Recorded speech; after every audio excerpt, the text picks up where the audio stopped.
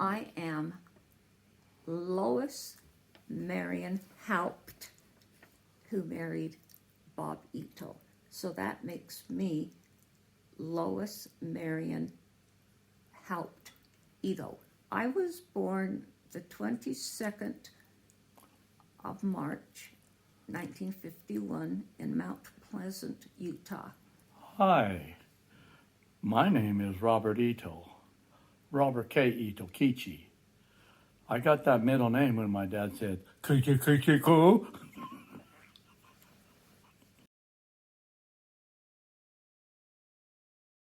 I was born in West Ogden, but actually I was born in Ogden at the D Hospital. 1947, April 24th was the day I was born. And I've lived a long time. Now I'm here because James wants me to be serious. I was born in West Ogden with my friends. We had all kinds of problems while we were growing up. Okay, cut. Hold on, Dad. We were. Hi there. I'm Robert Ito. I was born in Ogden, Utah, the D Hospital, April 24th, 1947. My parents' names were Hatsue Ito and James K. Ito. They were both mechanics in West Ogden. And I had a good time in West Ogden. I learned how to steal, rob. I learned all kinds of skills. Never got caught. Cut. Hi. I just wanted to let everyone know that I got my name, Lois, because there weren't any students in any of the classes that my father was teaching that were named Lois. I got my middle name, Marion, from my mother. That's her name. And then, of course, my last name is the last name of my father, Haupt, and it's a German name. And I always try to teach people how to pronounce it because I like my name pronounced right. So I went from a 5-letter, hard to pronounce German name to a 3-letter Japanese name when I got married, and I thought, well, this will be easy. But I have found that there are so many people that can't even remember how to pronounce Ito. My friends were multicultural people. I had some Mexican friends, I had some blacks friends, I had some white friends. I grew up at Hopkins Elementary, went to the 6th grade. It was in the West Ogden area. I was transferred to 5 or 6 different schools and never moved. They always moved us to different schools. In the elementary, I went to 2 elementary schools, 2 junior high schools, and 1 high school. And when they just transferred us, they bused us. Why do you think they did that? They had to make room. Oh. We had to get bused. We lived in West Ogden. That was over the viaduct, and there was no schools by us. So that's where the schools we went to. My buddies, the things we did most, we didn't have any video games and that kind of things. We did the regular sports: baseball, football, basketball. Ran a little track, and in high school and in junior high, I did the same thing. There was only around 4 or 5. There was 5 junior highs, and I went to, like I said, only 1 elementary school, 2 elementary schools that I got transferred to, and that's all we did. We never played soccer unless we got in a fight, and then we played soccer quite a bit. Anyway, that's my childhood. That's how I grew up. My father kept changing jobs. I was born in March, and in September we had moved to Price, Utah, because my dad got a job teaching at Carbon College. The only thing I can remember about living in Price was on the day that our family was getting ready to move again, and my father's brother Carl Frederick helped, came to help load up things into I guess a trailer or something to help move us.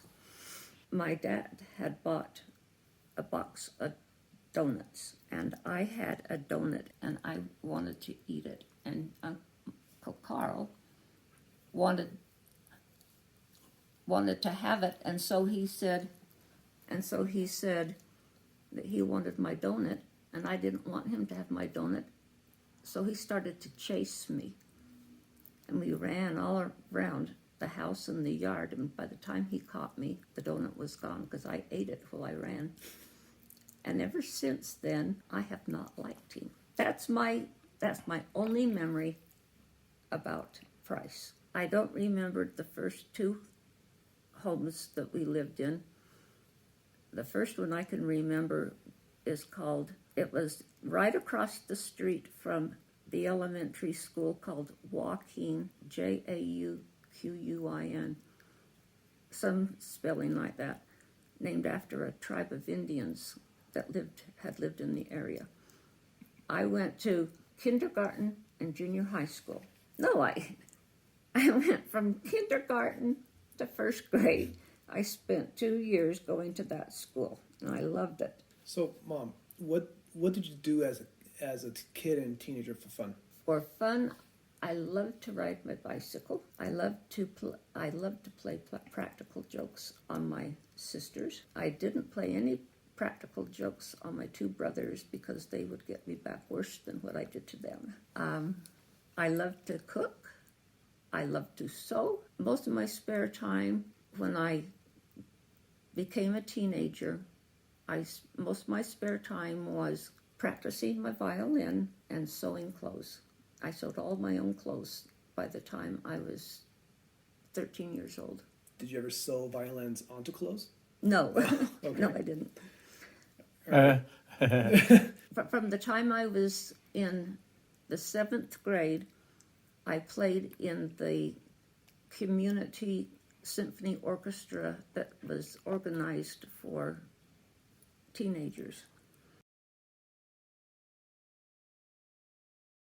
That was in 1966, 65, 66. At that time, it was a 30-month mission, 2.5 years. I went and spent 1 week in Salt Lake, and we bore our testimonies on the tabernacle. Everyone had to say their testimony. 350 elders bearing their testimony. Started at 8 in the morning, got done at 4, and boy, that was long. And then we split. Everybody went their own way, and I went to Japan. Went in a mission home, and the mission president was President Komatsu. He's from Hawaii. He gave me about 6 books, and he says, "Get off at Kofushi." And I said, "Okay, fine." And here, this is how you're going to learn the language. He gave me 6 books and told me to leave, and I left. Needless to say, I understand why they wanted us to give us 6 months extra in our mission, because we had to learn the language, which I never did. Sort of funny because I was Japanese and didn't know how to speak Japanese, but that's okay. There's no problem with that. We converted people. We baptized people.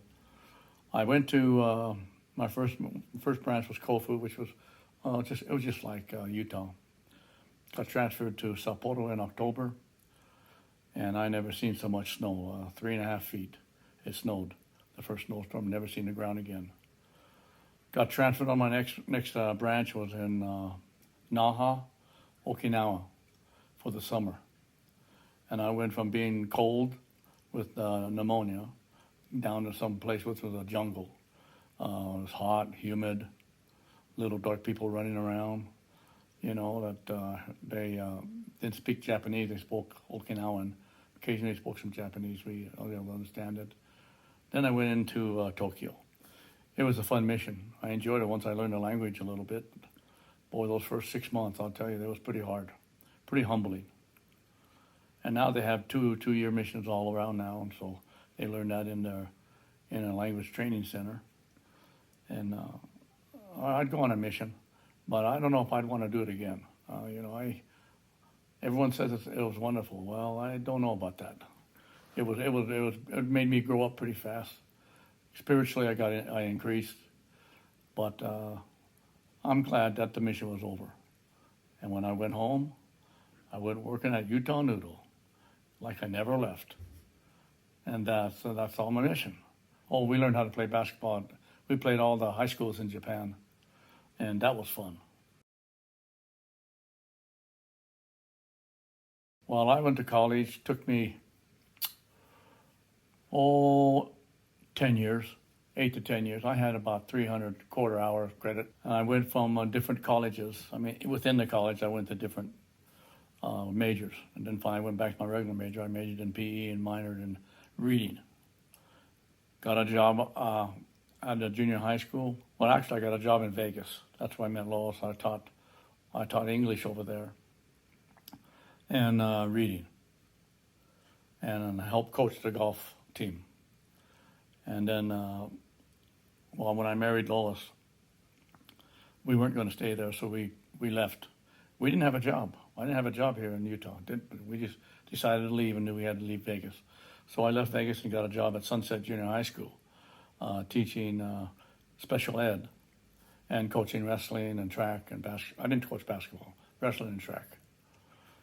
And that started my wrestling career. And there I stayed for 35 years. I became an administrator with about 15 years left on my 35, about 20 years. And then I had all the boys there come through and the girls. All the boys wrestled there. All good wrestlers. Patty and Marion. Marion helped me coach a baseball team at Clinton City. Patty played baseball, volleyball, and then she was in orchestra with her cello. And Marion was also in orchestra. All our family were musically inclined, and that was because of Lois. And that wasn't because of me. I taught the boys how to be mean in wrestling, and Mom taught them how to be calm in playing musical instruments. I just helped earn the money for them.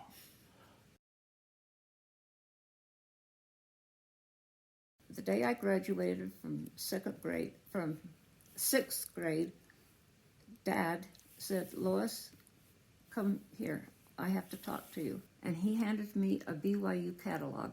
This is graduating from sixth grade. He says, "I have to talk to you." And it was, "What do you want to be when you're an adult?"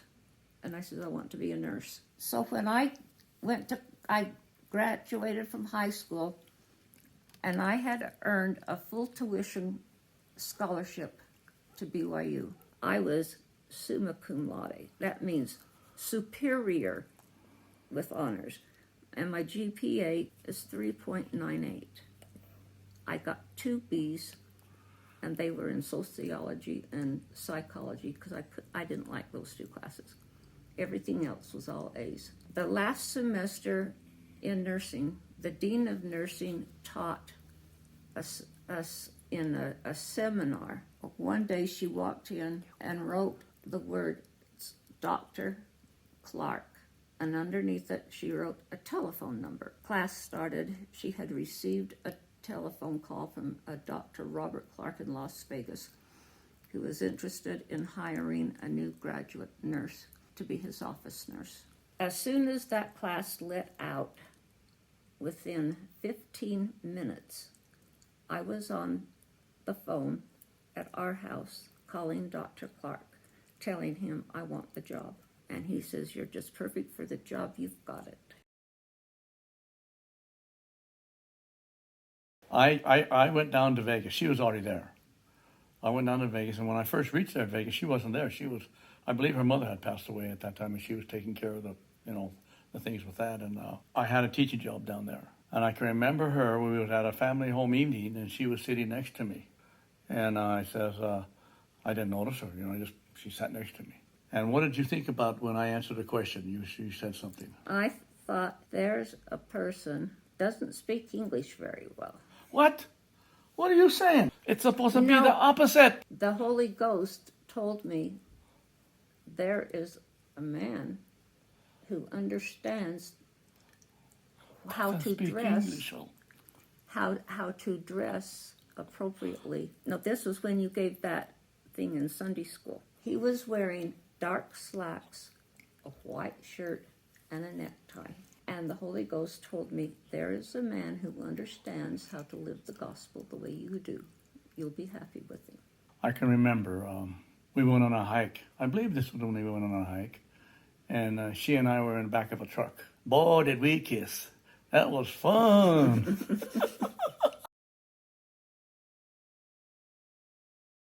After that, we got engaged. We went to Pizza Hut.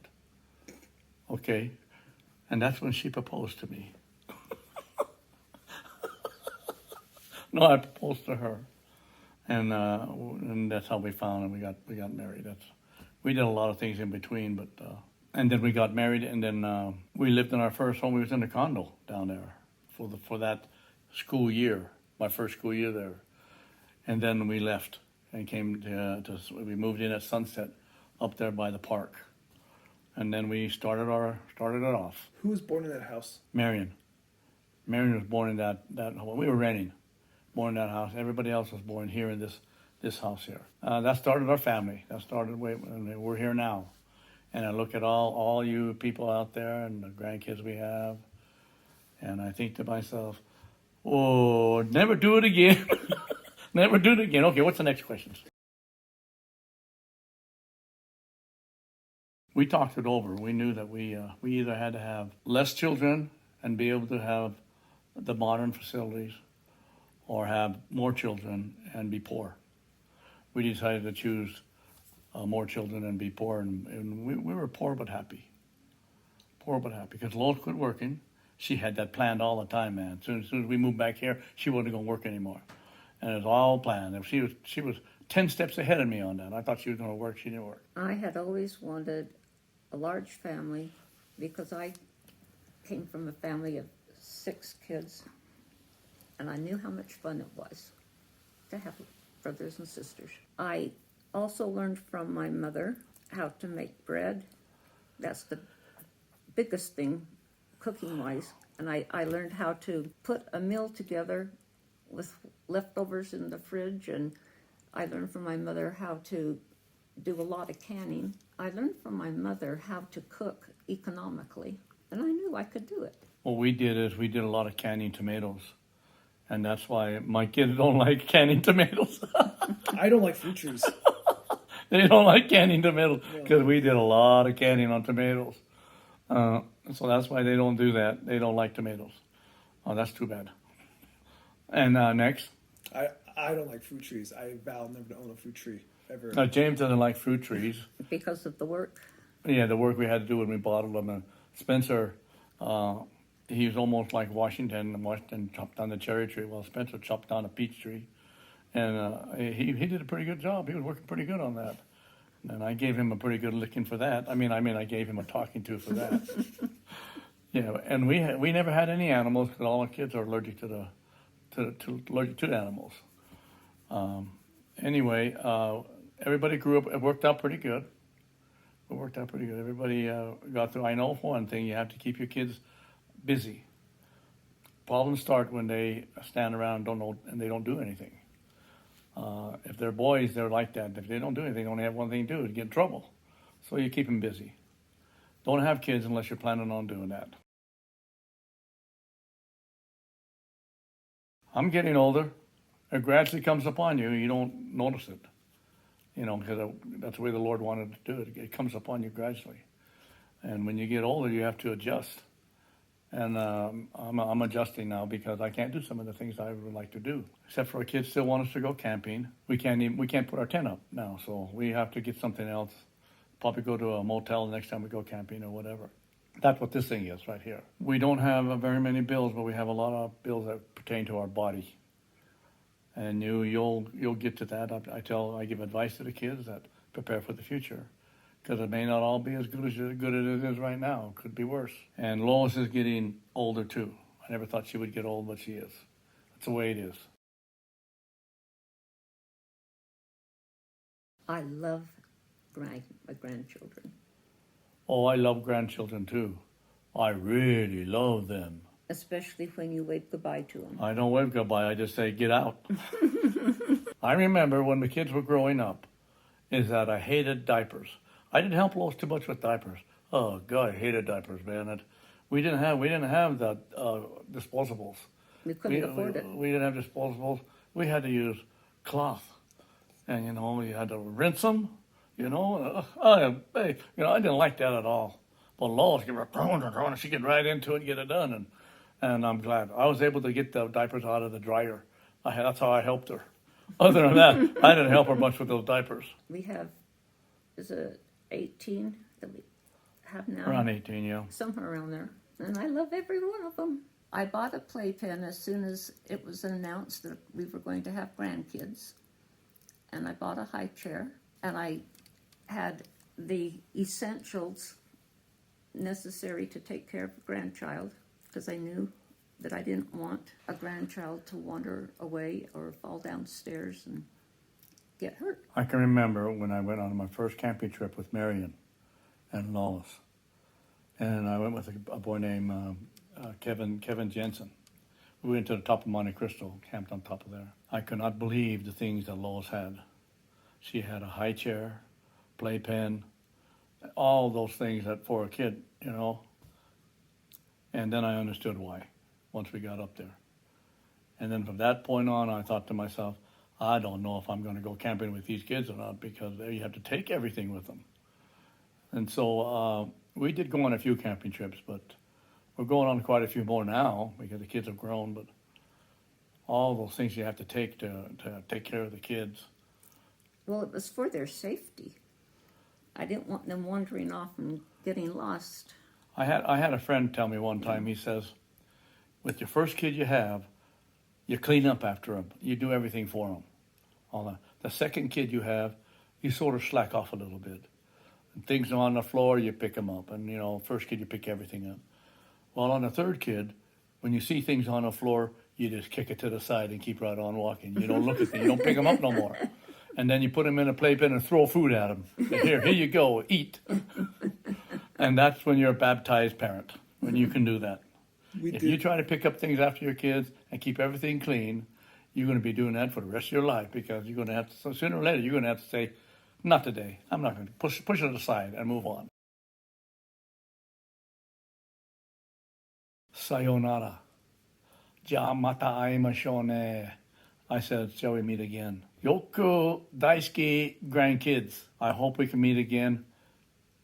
Stay active in the church, because sooner or later, Lois and I are going to pass away over the pearly gates, and then we'll be gone.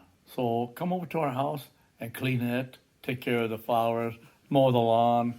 Come over, do a little dedication to your grandparents. If you do that, I'll give you a big kiss on the lips. Ja.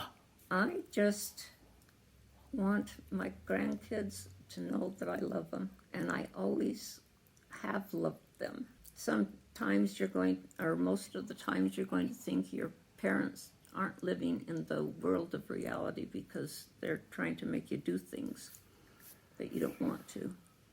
But they learned it from me. I taught them well. So please, please pay attention to what your parents are trying to teach you, what families are all about.